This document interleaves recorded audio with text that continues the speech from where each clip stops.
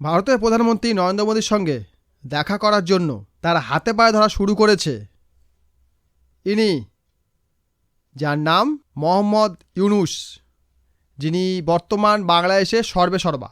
গত 5ই আগস্ট 2024 থেকে আজ 23শে মার্চ 2025, 7 মাস 18 দিন হয়ে গেছে মোহাম্মদ ইউনূস বাংলাদেশে এসেছেন। তিনি কেন এসেছেন বাংলাদেশে? বাংলাদেশের রাজনৈতিক পরিস্থিতি স্থির করা, বাংলাদেশে একটি সাধারণ নির্বাচন করা, বাংলাদেশে একটি স্থির সরকার তৈরি করা এবং তারপর নিজের জায়গায় ফিরে যাওয়া। এটাই ছিল মোহাম্মদ ইউনূসের আগমনের উদ্দেশ্য। কিন্তু বর্তমানে বাংলাদেশের অবস্থা খারাপ থেকে খারাপতর চলে গেছে। খাদ্য নেই, জ্বালানি নেই, বিদ্যুৎ নেই, কর্মসংস্থান নেই, পর্যাপ্ত বৈদেশিক মুদ্রা নেই, সেই সঙ্গে বৈদেশিক সাহায্য বন্ধ হয়ে গেছে। এহেন অবস্থা থেকে বাংলাদেশকে যদি কেউ বাঁচাতে পারে সে হলো ভারত। আর তাই ভারতের প্রধানমন্ত্রী নরেন্দ্র মোদীর সঙ্গে একবার দেখা করার জন্য, তার সাথে একটি মিটিং করার জন্য উতলা হয়ে আছেন বাংলাদেশের পাপেট সরকারের পাপেট প্রধানমন্ত্রী, মানে প্রধান উপদেষ্টা মোহাম্মদ ইউনূস। নমস্কার বন্ধুরা, আমি দীপঙ্কর রায়। আর আজকের ভিডিওতে আমি আলোচনা করব কেন ভারতের প্রধানমন্ত্রী নরেন্দ্র মোদীর সঙ্গে দেখা করার জন্য হাতে পায়ে ধরছেন মোহাম্মদ ইউনূস। আপনি যদি আমার চ্যানেল নতুন হয়ে থাকেন তো চ্যানেলটিকে সাবস্ক্রাইব করে আমাদের পাশে থাকুন এবং পাশে থাকা বেল আইকনটিকে প্রেস করে দিন, যাতে আমার ভিডিওর নোটিফিকেশন আপনি পেয়ে যান সবার আগে। গত বছরের 3রা আগস্ট তৎকালীন বাংলাদেশের প্রধানমন্ত্রী শেখ হাসিনা বাংলাদেশ ছেড়ে ভারতে চলে আসতে বাধ্য হলেন। তখন বাংলাদেশের পরিস্থিতিকে সামলানোর জন্য শান্তিতে নোবেলজয়ী অর্থনীতিবিদ মোহাম্মদ ইউনূস বাংলাদেশে আসেন এবং বাংলাদেশে একটি অস্থায়ী সরকার গঠন করেন এবং ওই সরকারের প্রধান হন মোহাম্মদ ইউনূস। যে সরকারের কাজ ছিল জনগণের দাবি মেনে দেশে সুশাসন ব্যবস্থা প্রতিষ্ঠা করা এবং 3 মাসের মধ্যে দেশের মধ্যে একটি সাধারণ নির্বাচন ঘটিয়ে একটি গণতান্ত্রিক উপায়ে নির্বাচিত সরকার গঠন করা এবং নিজের জায়গায় ফিরে যাওয়া। কিন্তু আমরা দেখতে পেলাম মোহাম্মদ ইউনূস সরকার গঠন করার পরে বাংলাদেশের পরিস্থিতি আরও জটিল হতে থাকে। দেশের মধ্যে অরাজকতা আরও বৃদ্ধি পেতে থাকে, দেশের আইন ব্যবস্থা ভেঙে পড়ে, ছিনতাই, খুন, ধর্ষণ, সংখ্যালঘুদের ওপর অত্যাচার বৃদ্ধি পায়, প্রকাশ্য দিবালোকে হত্যা, বাজারে জিনিসপত্রের দাম বৃদ্ধি, এগুলো আরও বৃদ্ধি পেতে থাকে। এর কিছুদিন পর দেশে সাধারণ মানুষকে বলতে শোনা যায়, আমরা আগেই ভালো ছিলাম। এসবের মধ্যে বাংলাদেশের মধ্যে ভারত বিরোধিতা আরও বেড়ে যায়। গত বছর বাংলাদেশের ফেনী এলাকায় যে বন্যা হয়েছিল, সেই বন্যার জন্যও বাংলাদেশ ভারতকে দায়ী করে। বাংলাদেশ ক্রিকেট টিম খেলতে না পারলেও ভারতকে দায়ী করে। ভারতের বিএসএফের সাথে বাংলাদেশের বিজিবি অর্থাৎ বর্ডার গার্ড বাংলাদেশের জওয়ানরা পায়ে পা লাগিয়ে ঝগড়া শুরু করে। এছাড়াও সীমান্ত পথ দিয়ে চোরাচালান আরও বাড়িয়ে দেওয়া, ভারতের পতাকাকে অপমান করা, এই রকম আরও বহু ঘটনা ঘটতে থাকে। আর এইসব কারণেই ভারতের সাথে বাংলাদেশের সম্পর্কে ফাটল ধরে। এছাড়াও পাকিস্তান থেকে অস্ত্র আমদানি, পাকিস্তানি জাহাজকে বাংলাদেশে নোঙর করতে দেওয়া, পাকিস্তানি সেনাপ্রধানের সঙ্গে কথা বলা, পাকিস্তানি সেনা এবং আইএসআইয়ের এজেন্টকে বাংলাদেশে প্রবেশ করতে দেওয়া, পাকিস্তানের সঙ্গে শার্ট করে ভারতের চিকেন নেক বা শিলিগুড়ি করিডোরকে চোখ করার পরিকল্পনা, এসব কিছু ভারত ভালো চোখে দেখেনি। স্বাভাবিক, ভারত এগুলো ভালো চোখে দেখবে না। কিন্তু এখন এমন কি ঘটল যে বাংলাদেশের প্রধান উপদেষ্টা মোহাম্মদ ইউনূস, মানে এই প্রাণী, ভারতের প্রধানমন্ত্রী নরেন্দ্র মোদীর সঙ্গে দেখা করার জন্য উতলা হয়ে উঠেছে। সাধারণত ভারতে যে সকল পড়োশী দেশ রয়েছে, যেমন ভুটান, শ্রীলঙ্কা, নেপাল, মালদ্বীপ, এই সকল দেশের যখন কোনো নতুন সরকার গঠন হয় তখন ওখানকার রাষ্ট্রপ্রধানের প্রথম বিদেশ ভ্রমণ যেটা হয় সেটা হচ্ছে ভারত। কিন্তু আগস্ট মাস থেকে যে প্রাণী অর্থাৎ ইউনিস বাংলাদেশে সর্বেসর্বা হয়েছেন, তিনি ভারত ছাড়া সকলের সঙ্গে দেখা করেছেন এবং তারা ভারতের শত্রু।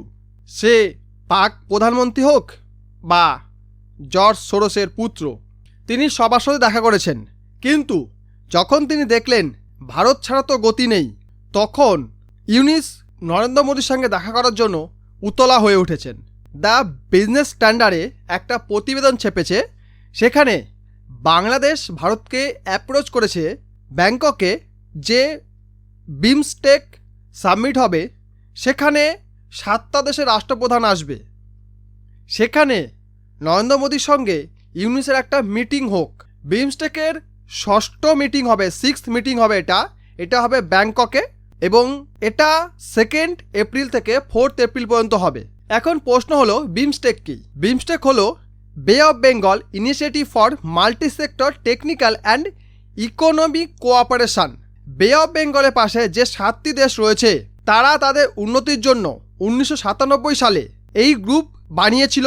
এই 7টি দেশ হলো India, Bangladesh, Nepal, Bhutan, Sri Lanka, Thailand, Myanmar, যার মধ্যে বিশ্বের 22% পপুলেশন বাস করে।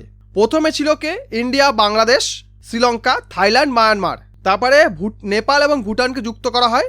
এরা ল্যান্ডলক কান্ট্রি হলেও এদের ম্যাক্সিমাম বিজনেসটা জলপথেই হয় এবং এটা ভারত এবং বাংলাদেশের সাহায্য নিয়েই হয়, তাই এদেরকেও এই গ্রুপে রাখা হয়। এর আগে 2022 সালে এই বিমস্টেকের লাস্ট মিটিং হয়, সেটা শ্রীলঙ্কাতে হয়েছিল 2022 সালে। গত আগস্ট মাসে যখন ইউনিস বাংলাদেশে এসেছেন, যেহেতু উনি একজন ইকোনমিস্ট, উনি খুব ভালোভাবেই জানেন যে ভারত বাংলাদেশের জন্য কতটা গুরুত্বপূর্ণ, তাই ওনার উচিত ছিল এই 7 মাসের মধ্যে অন্ততপক্ষে 2 বার ভারতে আসা এবং ভারতের প্রধানমন্ত্রীর সঙ্গে কথা বলা। কিন্তু উনি সেটা না করে উনি ভারতকে বরাবর চোখ রাঙিয়ে এসছেন এবং বর্তমানে শেখ হাসিনার প্রতি বাংলাদেশের মানুষের যে ঘৃণা রয়েছে, সেটার থেকেও ভারতের প্রতি ঘৃণা বাংলাদেশের মানুষের বেশি ঢুকিয়ে দেওয়া হয়েছে এবং এটার ওপর ভর করেই বর্তমানে ইউনিস বাংলাদেশে চিপকে আসেন এবং উনি এটাও বলেছেন 2025 সালে কোনো নির্বাচন হবে না এবং 2026 সালের অর্ধেক মানে মাঝ বরাবর নির্বাচন হলেও হতে পারে, আবার নাও হতে পারে। মানে উনি যে ক্ষমতাটা পেয়েছেন সেটা উনি কোনোভাবেই ছাড়তে চান না। তো এখন আমার প্রশ্ন হলো, এতটাই যদি অ্যাটিটিউড ছিল, তাহলে ভারতের সাথে এখন দেখা করার জন্য কান্নাকাটি করছে কেন ইউনিস? কারণ এখন আর চলছে না, তাই না? বাংলাদেশও দ্বিতীয় মালদ্বীপ হয়ে গেছে। মালদ্বীপের প্রেসিডেন্ট মুইজু, উনি সিংহাসনে এসেছিলেন ইন্ডিয়া আউট ক্যাম্পেন করে। উনি যখন সিংহাসনে বসলেন, মানে ওখানকার প্রেসিডেন্ট হলেন, তখন উনি ভারতীয় সেনাকে মালদ্বীপ থেকে দূর করেছেন। তারপর ভারতের সঙ্গে পায়ে পালিয়ে ঝগড়া করেছেন, চীনকে কাছে রাখার চেষ্টা করেছেন। কিন্তু যখন দেখলেন যে ভারতের জন্য আমার ইকোনমি কোলাপস করে যাচ্ছে, আমাদের দেশের লোক না খেয়ে মরছে, তখন সে ভারতে এসে উনি হাতে পায়ে ধরলেন এবং সমস্ত কিছু মিটিয়ে নেওয়ার চেষ্টা করলেন এবং ধীরে ধীরে তারা রিকভারি করতে শুরু করেছে। সেরকমই বাংলাদেশের পরিণতি হয়েছে। বাংলাদেশ ভারতকে কম মাল বিক্রি করে এবং বেশি মাল কেনে, অর্থাৎ ট্রেড ডেফিসিট রয়েছে ভারতের সঙ্গে। কিন্তু ভারত তাদেরকে অন্যান্য উপায়ে বেনিফিট দেয়, যেমন এনার্জি সেক্টরে, এনভায়রনমেন্ট সেক্টরে, সিকিউরিটি সেক্টরে, সব দিক দিয়ে ভারত তাদেরকে সাহায্য দেয়। আর সেই কারণেই ভারত যেভাবে বাংলাদেশকে সাহায্য করতে পারবে, সেরকম আর কেউ পারবে না। কারণ একটা দেশ যার বর্ডারের 95%ই ভারত দিয়ে ঘেরা, সে ভারত ছাড়া এক পা এগোতে পারবে না। কারণ ভারত যখন তখন ইচ্ছা করলে বাংলাদেশকে গিলে খেতে পারবে। আর এটা যখন ইউনিস বুঝে গেছেন, তখনই তিনি ভারতের প্রধানমন্ত্রী দেখা করার জন্য উতলা হয়ে উঠেছেন। ভারতের সঙ্গে বিরোধিতা করে বাংলাদেশের যে শুধু লসই হয়েছে, তার একটি জলজান্ত উদাহরণ হচ্ছে বাংলাদেশ ইকোনমি। বাংলাদেশ ইকোনমি যখন শেখ হাসিনা ছেড়ে গেলেন, তখন এটা গ্রোথ রেট ছিল প্রায় 7%, 6.9 কি 6.6%। সেটা বর্তমানে নেমে গেছে 3.2%, মানে হাফেরও কম। বাংলাদেশের যে ব্যাকবোন গার্মেন্টস ইন্ডাস্ট্রি, যেটা বাংলাদেশের এক্সপোর্টের 84%, বাংলাদেশের যে বৈদেশিক মুদ্রা আসতো তার প্রায় 90% যোগান দিত এই গার্মেন্টস সেক্টর। বাংলাদেশের অলমোস্ট 60% এমপ্লয়মেন্ট আসতো এই গার্মেন্টস সেক্টর থেকে। কিন্তু বাংলাদেশের এই টার্মাটাল পরিস্থিতির জন্য বাংলাদেশের গার্মেন্টস সেক্টরকে ভারত পুরোপুরি গিলে খেয়েছে। মানে বাংলাদেশে যে অর্ডারগুলো যাচ্ছিল সেগুলোকে ভারত নিজের দিকে টেনে নিয়েছে। ভারত গার্মেন্টস সেক্টরে বিভিন্ন ইনসেন্টিভ চালু করেছে, যার ফলে বহু কোম্পানি ভারতেই কারখানা তৈরি করেছে এবং ভারতীয় গার্মেন্টস ইন্ডাস্ট্রি গ্রো করতে শুরু করেছে, সেই সঙ্গে বাংলাদেশি গার্মেন্ট ইন্ডাস্ট্রি পড়তে শুরু করেছে। আর এই কারণেই মোহাম্মদ ইউনুস ভারতের সঙ্গে দেখা করার জন্য হাতে পায়ে ধরছেন, কিন্তু উনি ডাইরেক্ট আসছেন না। যদি উনি ডাইরেক্ট আসেন তাহলে ওনার যে চেলাচামুন্ডা রয়েছে, ওনার যে সাঙ্গপাঙ্গ রয়েছে, তারা বলবে একদিকে তুমি বলছো ভারতকে ঘৃণা করো, ভারতের সঙ্গে বিরোধিতা করো, অপরদিকে তুমি ভারতের সঙ্গে কথা বলছো, এটা কি করে হচ্ছে?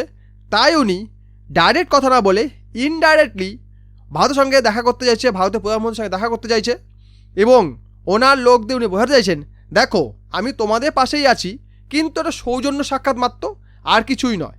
কিন্তু আদতে এটা পেটে লাথি পড়ার জন্যই ভারতের সামনে কান্নাকাটি ছাড়া আর কিছুই না। কারণ আমরা শুনতে পাচ্ছি পাকিস্তান থেকে যে চাল বাংলাদেশ কিনেছে সেই চালের স্বাদ নেই, সেই চালের মান খারাপ, সেই সঙ্গে দাম বেশি, যেটা বাংলাদেশ অ্যাফোর্ড করতে পারছে না। 2 নম্বর, আরাকান আর্মির জন্য মায়ানমার থেকেও বাংলাদেশ চাল আমদানি করতে পারছে না। 3 নম্বর, ভারত থেকে আমদানি প্রায় বন্ধ হয়ে গেছে, যার ফলে বাংলাদেশের তেল বেরিয়ে গেছে। এই কারণেই তাদের এত ছটকানি, এত লাফালাফি ভারতের সাথে দেখা করার জন্য। ভিডিও ভালো লাইক করবেন, কমেন্ট করবেন, শেয়ার করবেন, চ্যানেল সাবস্ক্রাইব করবেন। ভিডিও দেখার জন্য অসংখ্য ধন্যবাদ।